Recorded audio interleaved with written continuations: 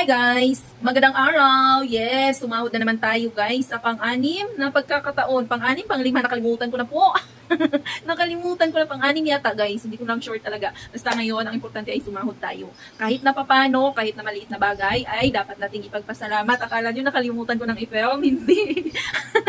Wala lang po talaga ako kanina sa wisyo. Ngayon pa lang ako nag-film para sa aking payout. Yes, may payout na naman po ang inyong Jenny Pineda. Yan yung sinasabi ko guys na kapag may tiyaga, meron ka talagang ilalaga, at kapag nagtsatsaga ka talaga guys, ay asahan mo talagang meron at merong kapalit yan galing kay Lord. Yes, thank you Lord. Yes, thank you sa aking mga followers, sa aking mga kasisi dyan na patuloy na sumusuporta sa atin, sa akin, kahit na simpleng nilalang lang po ako, hindi po ako sikat na creator, at pangalawa po, hindi din po ako basta-basta nakipag-engage dahil sobrang busy ko po at naunawaan niya ng aking mga legit na mga kasisi dyan. Maraming salamat sa inyo lahat. Thank you guys for watching, at sa mga baguhan po na hindi pa nakatry sumahod, masasabi ko lang po, tiyaga.